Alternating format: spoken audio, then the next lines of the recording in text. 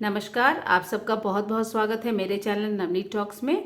बच्चों, आज हम कक्षा 8वीं की हिंदी की पूरक पाठ्य पुस्तक जिसका नाम है भारत की खोज, और इस पुस्तक को लिखा है पंडित जवाहरलाल नेहरू जी ने। आज हम इस पुस्तक का 5वां पाठ पढ़ने जा रहे हैं जिसका शीर्षक है नई समस्याएं। इस पाठ में बहुत सारे छोटे छोटे शीर्षक दिए गए हैं, जिनमें से आज हम इस पाठ का 8वां भाग पढ़ेंगे और वो शीर्षक होगा रंजीत सिंह और जय सिंह। तो आइए देखते हैं रंजीत सिंह और जय सिंह के बारे में इस पाठ में हमें क्या बताया गया है। रंजीत सिंह और जय सिंह, इस शीर्षक के अंतर्गत पंडित जवाहरलाल नेहरू हमें यह बता रहे हैं कि भारत के इतिहास में ऐसे बहुत सारे लोगों के नाम हैं जिन्होंने अपने हिसाब से, अपनी ताकत के हिसाब से बहुत सारे अच्छे अच्छे काम यहाँ पर किए हैं। उनमें से दो नाम आता है, एक है रंजीत सिंह का और दूसरा है जय सिंह का। अब इनका क्या योगदान रहा, ये कौन थे, ये सारी चीज़ें जो हैं हम इन बिंदुओं के अंतर्गत समझेंगे। सफल शासक रंजीत सिंह, यहाँ पर रंजीत सिंह जो है उन्हें एक बहुत ही सफल शासक के रूप में देखा जाता है। इन्हें सफल शासक जो है वो क्यों कहा जाता है, आइए देखते हैं। और इनके बारे में पूरी जानकारी हम यहाँ पर देखेंगे। जाट सिख थे, ये सिख समुदाय से संबंध रखते थे और एक जाट थे। पंजाब में अपना साम्राज्य कायम किया, इन्होंने पंजाब में अपना साम्राज्य जो है वो स्थापित किया था। बाद में साम्राज्य कश्मीर और सरहदी सूबों तक फैल गया। बाद में इन्होंने अपने साम्राज्य को बढ़ाना जब चाहा तो वो कश्मीर से लेकर के सरहदी सूबों का मतलब होता है जो हमारे जो सरहद हैं, हमारे जो बॉर्डर्स हैं, वहाँ पर छोटे छोटे जो प्रांत हैं उनको भी उन्होंने जीत लिया और उन सभी जगहों को उन्होंने अपने साम्राज्य में मिला लिया। और बाद में इनका जो साम्राज्य था वो सिर्फ पंजाब तक ही सीमित नहीं रह गया, बल्कि कश्मीर और सरहदी सूबों को भी उन्होंने जीत करके अपने साम्राज्य में शामिल कर लिया। अपनी कमजोरियों के बाद भी अद्भुत व्यक्ति थे। जैसा कि कहा जाता है कि हर व्यक्ति में कोई ना कोई कमी होती है, कोई ना कोई कमजोरी होती है। इस तरह से बहुत सारी कमजोरियां इनमें भी थी, लेकिन अपनी कमजोरियों के बावजूद भी इन्हें एक अद्भुत व्यक्तित्व के स्वामी के रूप में याद किया जाता है। इनका व्यक्तित्व जो था वो बहुत ही अद्भुत था। तो ये क्यों ऐसा था, इनमें क्या क्या ऐसे गुण थे, आइए देखते हैं। रंजीत सिंह के गुण, तो यहाँ पर इनके ऐसे क्या गुण थे जिसके कारण इन्हें अद्भुत व्यक्ति माना जाता है। अत्यंत मानवीय थे, इसका मतलब है कि अपनी जनता के प्रति, मनुष्य जाति के प्रति इनके मन में बहुत ही ज्यादा करुणा और दया की भावना थी। एक राज्य और शक्तिशाली सेना का निर्माण किया। इनका जो साम्राज्य था वो पंजाब और कश्मीर और सरहदी सूबों तक फैला हुआ था, तो इन्होंने एक राज्य और अपनी जो सेना थी, इनकी बहुत ही शक्तिशाली सेना का इन्होंने निर्माण किया। शासन निर्दयता और दमन से मुक्त था। शासन, जितने वर्षों तक भी इन्होंने शासन किया था, उस दौरान कभी भी क्रूरता जो है वो देखी नहीं जाती थी। कोई भी किसी के प्रति क्रूर नहीं होता था। और साथ ही साथ दमन, किसी भी चीज के लिए लोगों पर दबाव नहीं डाला जाता था, उनका शोषण नहीं किया जाता था। तो इनके शासन के दौरान बिल्कुल भी निर्दयता या दमन जैसी चीजें बिल्कुल भी देखी नहीं जा रही थी। इसके बाद बताया गया है इनके बारे में, खून खराबा पसंद नहीं था। इन्हें बिल्कुल भी खून खराबा मतलब मार काट, बिना किसी कारण के लोगों को मारना, लोगों की जान लेना, ये सारी चीजें इन्हें बिल्कुल भी पसंद नहीं थी। मौत की सजा बंद कर दी थी। एक जो सजा होती थी उस वक्त कि अगर कोई जुर्म कर रहा है, कोई किसी तरह की गलती कर रहा है तो उसे मौत की सजा फांसी पर लटका दिया जाता था, लेकिन ये मौत की सजा इन्होंने बंद कर दी थी। चाहे जुर्म कितना भी बड़ा हो, चाहे गलती करने वाला, जुर्म करने वाला कितनी भी बड़े गलती कर ले, कितना भी बड़ा जुर्म उसके हाथों हो जाए, लेकिन फिर भी उसे मौत की सजा नहीं दी जाती थी।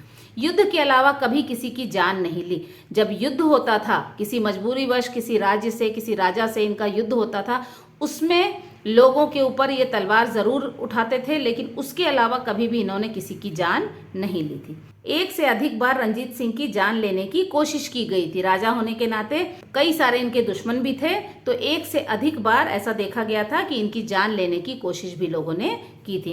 इन पर कई बार जानलेवा हमला भी किया गया था। तो ये रंजीत सिंह के बारे में ये कुछ बातें यहाँ लिखी गई हैं, आइए देखते हैं आगे। अब इसके बाद जो दूसरा व्यक्तित्व है वो है जय सिंह का, सवाई जय सिंह। इनका पूरा नाम था सवाई जय सिंह। अब यहाँ पर अलग तरह का भारतीय राजनेता, इन्हें भी एक बहुत ही अलग तरह का राजनेता माना गया है। भारत के एक क्षेत्र में जो राज करने वाले ये जो राजा थे, इनको एक अलग ही तरह का नेता माना गया है। अब इन्हें अलग तरह का नेता क्यों माना गया है, इनमें ऐसे क्या गुण थे, और इनके बारे में और भी बहुत सारी जानकारी हम इन बिंदुओं के अंतर्गत देखेंगे। सबसे पहले जयपुर, ये जो है जयपुर पर इनका शासन था। इनकी मृत्यु हुई थी 1743 में। ये चतुर थे, ये बहुत ही ज्यादा ये चतुर थे, बुद्धिमान थे, अवसरवादी थे। अवसरवादी का मतलब होता है मौका जब भी वो सामने आता था या उचित मौके की तलाश में रहते थे, जब भी ऐसा सही मौका उन्हें नजर आता था बिल्कुल वो उस चीज का फायदा उठाने से पीछे नहीं हटते थे। तो हमेशा वो अवसर की खोज में रहते थे, अवसर की ताक में रहते थे।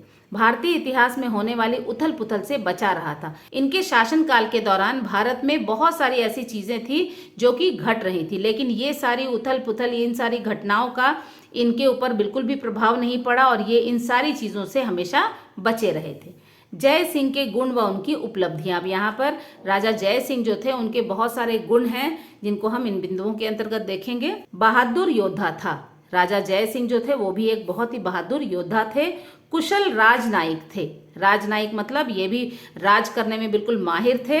इनके द्वारा बनाए गए नीति और नियम कानून ऐसे ऐसे थे जिसका पालन करके बहुत ही अच्छे से ये अपना शासन जो है वो चला रहे थे। इसके अलावा कुछ और इनमें गुण हैं। गणितज्ञ और खगोल विज्ञानी थे। गणितज्ञ, गणित में इनकी बहुत रुचि थी, गणित का इन्हें बहुत अच्छा ज्ञान था।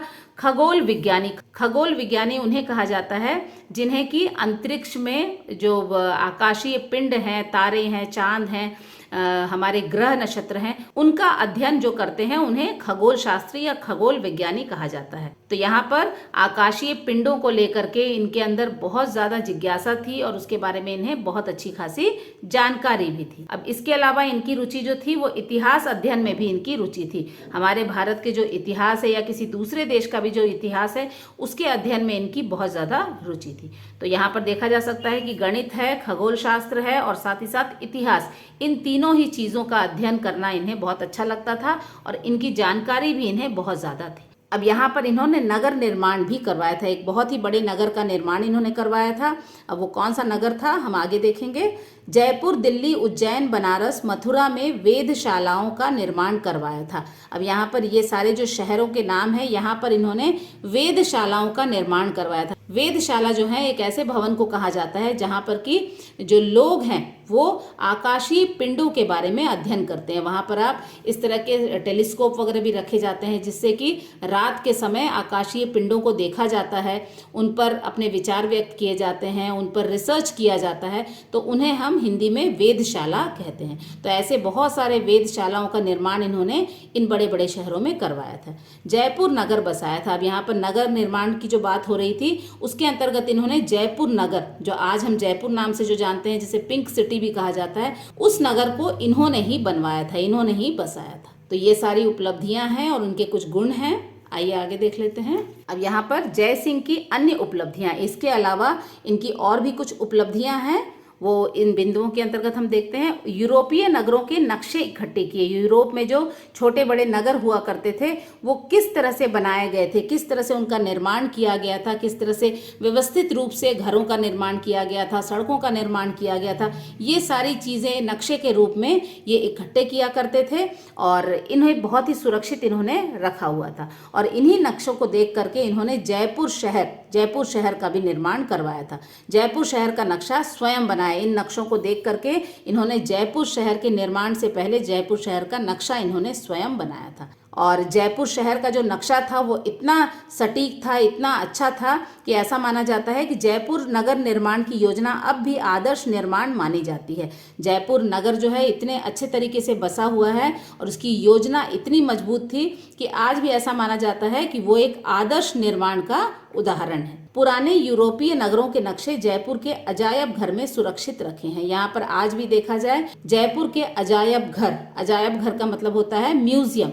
यहाँ पर जयपुर में ऐसे ऐसे म्यूजियम है जहाँ पर आज भी यूरोपीय नगरों के नक्शे, जो कि राजा जय सिंह जो है वो मंगवाया करते थे, वो नक्शे आज भी बहुत ही सुरक्षित तरीके से वहाँ पर रखे गए हैं। युद्ध और षड्यंत्रों से घिरे रहने पर भी बहुत काम किया। यहाँ पर इनकी भी स्थिति वैसी ही थी। बहुत सारे युद्ध इन्होंने लड़े थे, बहुत सारे षड्यंत्र भी इनके पीछे हो रहे थे। षड्यंत्र का मतलब है कॉन्स्पिरेसी।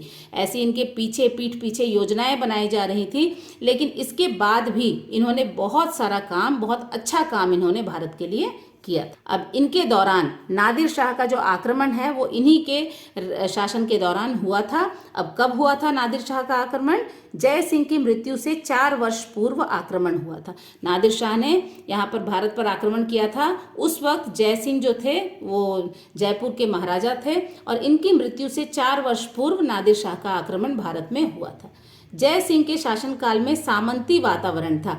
जय सिंह जो थे जब ये शासनकाल में थे, जब ये शासन किया करते थे, तो उस वक्त सामंती वातावरण था। सामंती वातावरण का मतलब होता है कि किसी भी राज्य को चलाने का जो भार है वो लोगों में बांट देना। जैसे सबसे ऊपर राजा हुआ करता है, राजा जो है अपने राज्यों को देखने के लिए, अलग अलग विभागों को देखने के लिए नेता चुनता है और वो जो नेता है वो इन विभागों पर नजर रखते हैं और ये जो नेता हैं ये अपने से नीचे के लोगों को आगे की चीज़ों को देखने के लिए उनका चुनाव करते हैं। तो इस तरह से जो कार्यभार है, जो राज्य को, शासन को चलाने का जो भार है वो लोगों में बढ़ जाता है, तो इसे कहते हैं सामंती वातावरण। तो जय सिंह जो थे उनके शासनकाल में इसी तरह से काम जो है वो सुचारू रूप से किया जाता था। चारों तरफ उथल पुथल, युद्ध, उपद्रव। अब यहाँ पर जय सिंह के शासनकाल के दौरान भारत की जो स्थिति थी वो शांत नहीं थी। चारों तरफ हमले हो रहे थे, नादिर शाह का भी आक्रमण भारत पर हो चुका था। चारों तरफ जो सत्ता थी वो उथल पुथल हो रही थी, युद्ध हो रहे थे और चारों तरफ उपद्रव हो रहे थे। मतलब जो आक्रमणकारी है वो मार काट, लूटपाट का माहौल जो है वो बना हुआ था। आक्रमणकारी यहाँ वहाँ लूटपाट कर रहे थे, लोगों की हत्या कर रहे थे। तो इस तरह से जो वातावरण था वो बिल्कुल ही अशांत था, अंधकारमय युग था। उस वक्त ऐसा कहा जाता है कि भारत की जो स्थिति थी वो इतनी खराब थी कि उसे अंधकारमय युग भी कहा जाता है। एक वैज्ञानिक की तरह कार्य किया।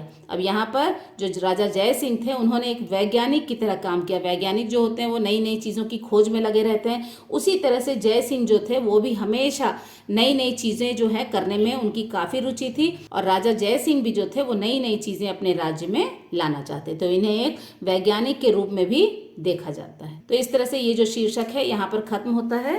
तो बच्चों, आशा है ये जो भाग 8 में रणजीत सिंह और जय सिंह के बारे में जो कुछ भी इस शीर्षक में लिखा गया है वो आपको समझ में ज़रूर आया होगा और इसी तरह से आगे के जो शीर्षक हैं उन्हें भी हम समझेंगे। तब तक अपना ध्यान रखें। धन्यवाद।